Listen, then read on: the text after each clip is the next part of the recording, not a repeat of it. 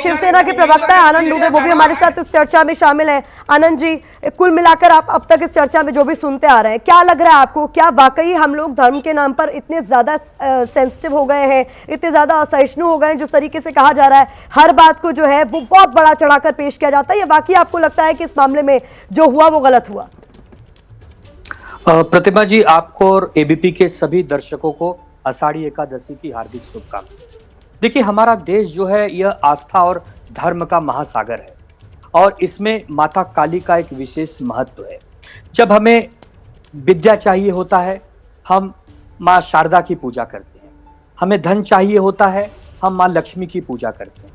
हमें शक्ति चाहिए होती है, हम माँ दुर्गा की पूजा करते हैं। उसी प्रकार अगर किसी राक्षस को, दानव को, कुरीतियों को ठिकाने लगाना है तो माँ काली की पूजा करें। हमारे देश में रामायण और महाभारत के जो ग्रंथ हैं वो एक आदर्श के रूप में हमें दिए गए कि जीवन जीने में आपको सहूलियत हो जाएगी। उसी प्रकार ये हमारे देवी देवता भी हमारे आदर्श हैं।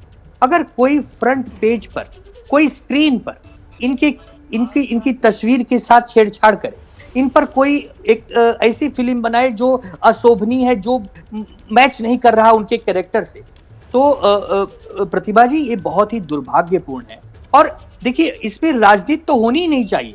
अगर महुआ मित्रा ने कुछ भी स्टेटमेंट खिलाफ में दिया है, तुरंत एफआईआर हो, तुरंत उन्हें अरेस्ट किया जाए। कानून, जो संविधान उन्हें छूट देती है, उसके आधार पर उन्हें बेल मिलेगी या जेल मिलेगी। लेकिन ठीक उसी प्रकार नुपुर शर्मा पर भी यही लागू हो, उनके खिलाफ एफआईआर हो, उन्हें जेल हो और फिर अगर बेल मिलती है तो बेल हो। इससे क्या होगा कि देश में एक मैसेज जाएगा कि यदि आप किसी भी धर्म, किसी भी भावना को ठेस पहुंचाएंगे तो कानून सबके लिए एक बराबर है। यह नहीं कि जो महाशक्ति है उसके लिए अलग कानून है और जो हमारे जैसे छोटी शक्तियां हैं उनको आप कुचल दें, दबा दें। ये प्रतिमा जी, ये जो आज के डेट में जो राजनीति हो रही है, ये मैं समझता हूं कि दुर्भाग्यपूर्ण। आने वाले समय में जो हमारे नौनिहाल है, हमारी नई पीढ़ियां हैं, यह कहीं गलत रास्ते पर न भटक जाएं कि आने वाले समय में जो हमारे महापुरुष हैं उनका ऐसी जगह जगह अपमान होने लगे। तो कितनी एफआईआर हम करेंगे, कितने लोगों को जेलों में डालेंगे? आपकी बातचीत सुनकर मुझे लग रहा है पहले मौका आप ही को देना चाहिए था, क्योंकि आपने एक ऐसी बात कही है जो दोनों ही तरफ से ये क्लियर करती है कि देखिए, भावनाएं आहत करने वाला कोई भी हो, अगर कुछ गलत है तो गलत है और एक्शन सभी पर होना चाहिए। तो शायद हमारी डिबेट जो है वो किसी और दिशा में जाती। पराशर जी, आप भी हमारे साथ लगातार मौजूद हैं। देखिए, कहीं ना कहीं क्यों कहा जा रहा है कि हम बहुत ज्यादा सेंसिटिव हो गए, सहिष्णु हो गए हैं? असम से भी आज एक मामला सामने आया। विश्व हिंदू परिषद और बजरंग दल ने एक ऐसे शख्स के खिलाफ मामला दर्ज कराया जो शिव के वेश धरे हुए था और एक नुक्कड़ नाटक कर रहा था, महंगाई के मुद्दे पर बात कर रहा था। उसकी गिरफ्तारी हो जाती है वीएचपी और बजरंग दल की शिकायत पर, तो उस पर असम के मुख्यमंत्री को आकर कहना पड़ता है कि भाई ये ईश निंदा की श्रेणी में नहीं आता है, तब जाकर उन्हें बेल मिलती है। देखिए, कानून व्यवस्था से खिलवाड़ जो भी करता है, और अतिवाद, मुझे लगता है कि हर तरह का अतिवाद, उसकी निंदा होनी चाहिए, उसको समर्थन नहीं मिलना चाहिए। मुझे जिस घटना का आप उल्लेख कर रही हैं, मुझे मेरे संज्ञान में नहीं है। अगर होता तो मैं शायद कोई आधिकारिक टिप्पणी कर पाता। व्यक्तिगत तौर पर मुझे जो कहना था मैंने कह दिया। लेकिन अभी जो डिबेट में एक इशू आया कि महुआ मोइत्रा और नूपुर शर्मा, उनका जिक्र होगा तो नूपुर शर्मा का जिक्र होगा।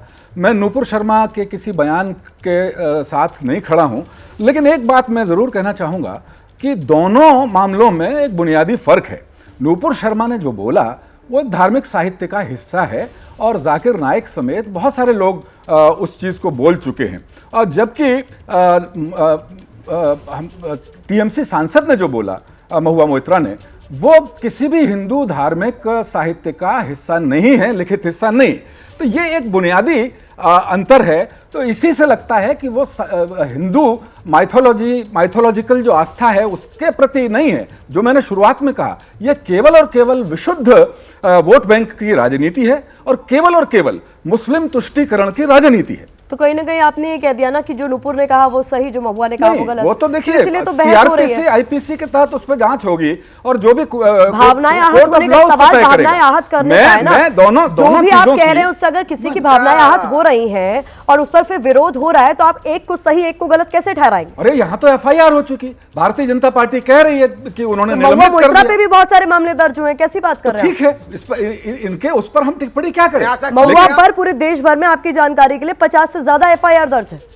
वो ठीक बात आप कह रही हैं, लेकिन धार्मिक भावना जो मैंने मूलभूत दोनों मामलों में एक फर्क बताया है। अब कोर्ट ऑफ लॉ है देश में, तो यहाँ पर आईपीसी है, सीआरपीसी आप है। डिफाइन कर दे रहे हैं ना कि मेरी भावनाएं आहत हो सकती हैं, इनकी भावनाएं आहत नहीं हो सकती हैं। सामाजिक तौर पर तो हम वक्तव्य दे सकते हैं, कानूनी तौर पर जो एफआईआर हुई है, इन्वेस्टिगेशन ऑफिसर नियुक्त होंगे, वो जांच करेंगे, बयान लेंगे, सबूत देखेंगे, कोर्ट में चार्जशीट होगी, माननीय जज मजिस्ट्रेट के जो अदालत हैं वो तय करेंगे किसका बयान गलत है, किसका बयान सही है। नहीं देखिए, इसीलिए ये बहस होती है। आनंद दुबे जी कुछ कहना चाह रहे हैं, मैं मौका जरूर दूंगी। आनंद जी, आप अपनी बात कीजिए।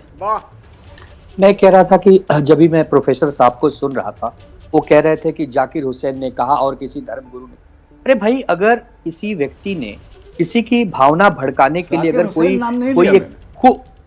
नहीं, अभी आपने कोई धर्मगुरु का नाम लिया सर, तो अगर किसी ने गलत बात कह भी दी है, किसी ने बात गलत कह दी भी है, तो उसका समर्थन हम नहीं कर सकते, क्योंकि अगर एक नुपुर शर्मा के कहने से विश्व भर में, खाली भारत में नहीं, विश्व भर में कम से कम 25 देशों में यदि भावनाएं भड़क उठी हैं, तो जरूर यह दुर्भाग्यपूर्ण है, आगे से नहीं होना चाहिए। इसमें हमारे विदेश सचिव को जाकर इंटरमीडिएट करना पड़ा और हमारे देश को कहीं न कहीं बैकफुट पे आना पड़ा। तो आप इसको इतने आसानी से मत लीजिए। हाँ, एक चीज ये कहिए कि चाहे नुपुर हो और चाहे महुआ हो या कोई अन्यथा भी हो, यदि किसी के भी धर्म को आहत करता है, क्योंकि देखिए संख्या भले ही आपके धर्म की ज्यादा कम हो सकती है, लेकिन भावना में रस तो वही होता है जो एक हिंदू के होता है, एक मुसलमान, एक सिख और एक ईसाई। तो किसी को भी यदि नीचा दिखाने की कोशिश करेंगे तो आपको कहीं ना कहीं तो मुंह दिखाना पड़ेगा।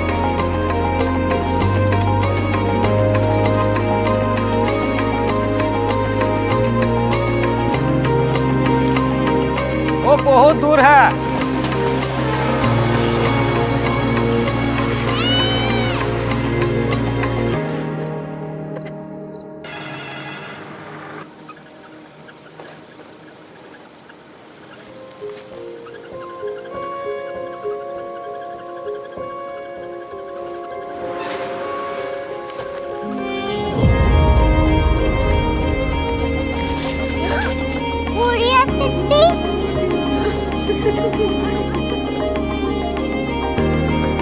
दुनिया कुछ लोग बड़े होते हैं। कोरिया सिटी कहाँ है? प्रोफेसर साहब को पता होगा। हो, ये छोटा वाला ग्लोब लगता है और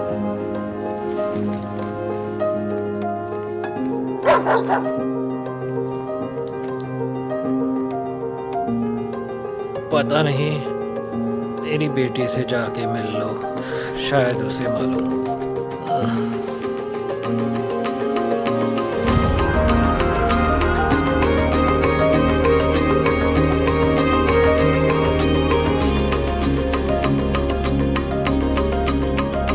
हाय,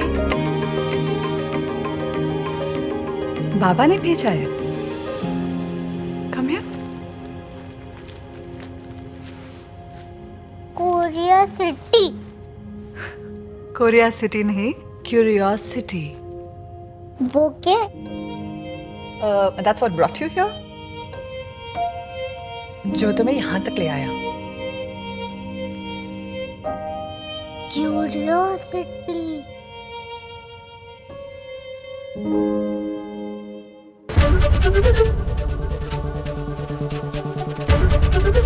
एबीपी न्यूज आपको रखे आगे।